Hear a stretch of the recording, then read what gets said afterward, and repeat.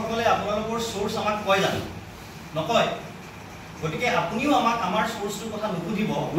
কথা আছে মই কৈ লওঁ কাৰণ আজি আমি নামটো কলো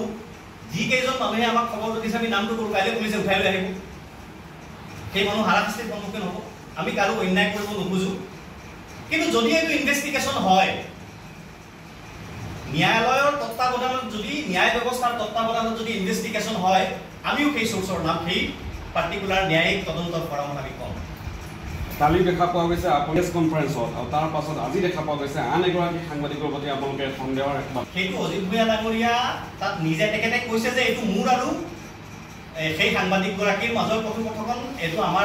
পৰামৰ্শ কথোপকথন নহয় এইটো আপোনালোক ইনভলভ নহ'ব তেওঁ স্পষ্টকৈ কৈ দিছে এইটো অজিত ভূঞা ডাঙৰীয়া আৰু সেই সাংবাদিকগৰাকীৰ মাজৰহে কথা আমাৰ তেন্তে ৱাজবি হুছেইন ডাঙৰীয়া তাৰ উত্তৰ দিয়ক যে তেখেত তাৰ লগত জড়িত হয় নে নহয় আমিতো নাজানো আমি তেখেতক প্ৰশ্ন কৰিছো আমি মুখ্যমন্ত্ৰীক প্ৰশ্ন কৰিছো আমি কৈছো আপুনি ইনভেষ্টিগেশ্যন কৰক সভা আছিল সেই প্ৰশ্ন আপুনি ৱাজবিৰ হুছেইন ডাঙৰীয়াক কৰিব সেই প্ৰশ্ন আপুনি নাগৰিক মঞ্চ কৰিব নাগৰিক মঞ্চটো আমি নহয় অসম জাতীয় পৰিষদ নহয় নাগৰিক মঞ্চ বেলেগ বস্তু এটা বেলেগ এটা এনটিটি বেলেগ এটা অস্তিত্ব নাগৰিক মঞ্চই কাক মাতিছে কিয় মাতিছে এইটো তেওঁলোকে উত্তৰ দিব তাৰ লগত আমাৰ কোনো সম্পৰ্ক নাই আমি কৈছো এই মানুহগৰাকীক মতাটো আৰু এই মানুহগৰাকীয়ে এনেকুৱা ধৰণৰ বক্তব্য দিয়াটোক আমি গৰিহণা দিছো আমি গ্ৰেপ্তাৰ কৰিবলৈ দাবী জনাইছো এটা ৰাজনৈতিক পৰিৱেশ সৃষ্টি কৰিবৰ কাৰণে এই ৰাজনৈতিক পৰিৱেশৰ যোগেদি আমাৰ মাজত ঘৃণা আৰু ধৰ্মীয় মেৰুকৰণৰ যোগেদি বিভাজন কৰা যিটো ৰাজনীতি কৰিছে সেই বিষয়টো সকলোৱে ইতিমধ্যে গম পাইছে যোৱা দুদিন আগত জমিয়ত গোটেই ৰাজনীতিটো জব্দ কৰিবৰ কাৰণে যিটো চেষ্টা কৰিছে সেই কথালৈ আমি যাব বিচৰা নাই গতিকে এই জমিয়ত উলেমাৰ সভাপতি মেহমুদ আদানী কাৰ মানুহ সাংবাদিকসকলে আপোনালোকৰ সোৰ্স আমাক কয় জানো নকয় গতিকে আপুনিও আমাক আমাৰ সোৰ্সৰ কথা নুসুধিব কথা আছে মই কৈ লওঁ কাৰণ আজি আমি নামটো কলো